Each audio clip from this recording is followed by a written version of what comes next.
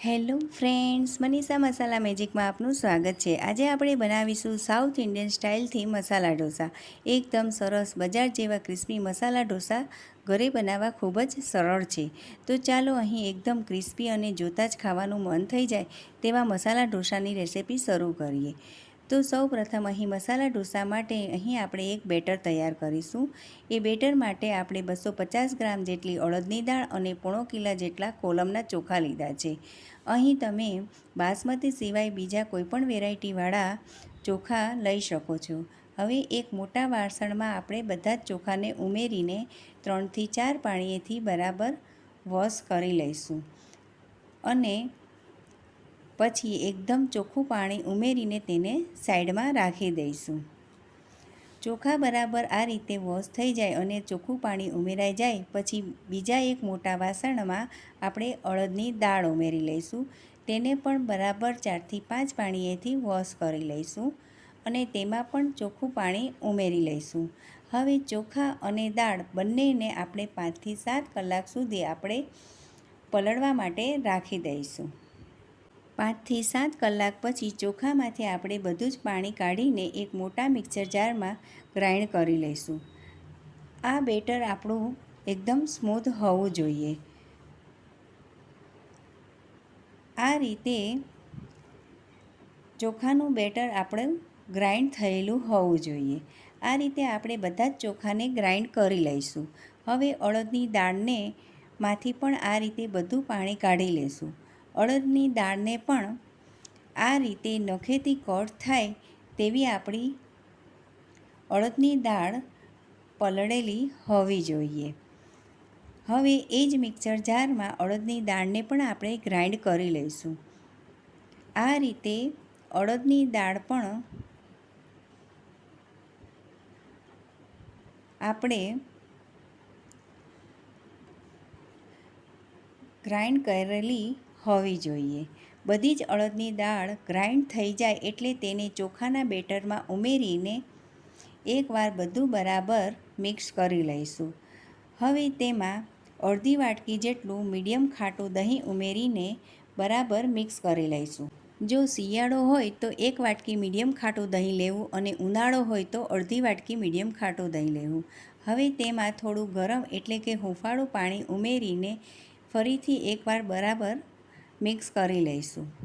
હવે બરાબર મિક્સ થઈ જાય એટલે તેમાં અડધી ચમચી જેટલા આખા મેથીના દાણા ઉમેરીને આ રીતે આપણે બેટરની ઉપર ઉમેરી લઈશું અને આથો આવવા માટે 5 થી 7 કલાક સુધી તેને ઢાંકણ ઢાંકીને આપણે રાખી દઈશું।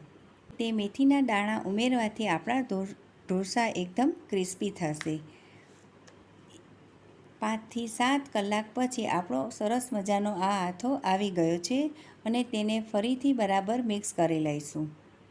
હવે તેમાં સ્વાદ અનુસાર મીઠું ઉમેરીને ફરીથી એકવાર આપણે બેટરને બરાબર 5 થી 7 મિનિટ સુધી ફટાફટ આ રીતે મિક્સ કરી લઈશું।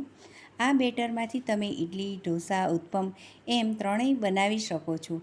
ઢોસાનું બેટરમાં થોડું પાણી ઉમેરીને તેને આપણે પાતળું કરીશું। હવે એમાં ટાટાનું કુકિંગ સોડા અડધી ચમચી ઉમેરીને ફરીથી આ રીતે બરાબર મિક્સ કરેલું હોવું જોઈએ। જુઓ, ઢોસા માટેનું આવું બેટર આપણે તૈયાર કરવાનું રહેશે।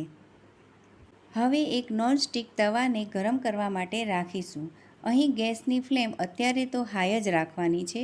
તવું ગરમ થાય એટલે આ રીતે પાણી સ્પ્રિંકલ કરીને સાફ કપડાથી લૂછીને તરત જ ઢોસાનું બેટર ફટાફટ આ રીતે બધી જગ્યાએ સ્પ્રેડ કરી લઈશું। બધી જગ્યાએ આ રીતે ઢોસાનું બેટર સ્પ્રેડ થઈ જાય એટલે ગેસની ફ્લેમ આપણે સ્લો કરી લઈશું। 1 મિનિટ પછી આ રીતે થોડું તેલ બધી જગ્યાએ સાઈડમાં આપણે ફરતે ઉમેરી લઈશું। બધી જગ્યાએથી ઢોસો આ રીતે સાઈડથી અલગ થાય એટલે તેની આપણે સાઈડ ચેન્જ કરી લઈશું। અડધી મિનિટ પછી ફરીથી આપણે તેની સાઈડ ચેન્જ કરીને તેના ઉપર લાલ મરચાંની ચટણી આ રીતે બધી જગ્યાએ આપણે સ્પ્રેડ કરી લઈશું। બધી જગ્યાએ આ રીતે લાલ મરચાંની ચટણી સ્પ્રેડ થઈ જાય એટલે તેમાં બટાકાના મસાલો ઉમેરીને ફરીથી તેના ઉપર આપણે લાલ ચટણી આ રીતે ઉમેરી લઈશું ને આ રીતે આપણે ફોલ્ડ કરીને સંભાર અને લાલ ચટણી સાથે આપણે આ ઢોસાને સર્વ કરી લઈશું. તો એકદમ બજાર જેવા ક્રિસ્પી મસાલા ઢોસા બનીને તૈયાર થઈ ગયા છે. તો બહારના બજારના ઢોસા ખાવા કરતાં આ રીતે ઘરે તમે જરૂરથી ઢોસા બનાવજો. 100% તમારા ઢોસા બજાર જેવા પરફેક્ટ જ થશે. તો ચાલો ફરીથી મળીએ આવી અવનવી રેસિપી સાથે. ત્યાં સુધી થેન્ક્સ ફોર વોચિંગ.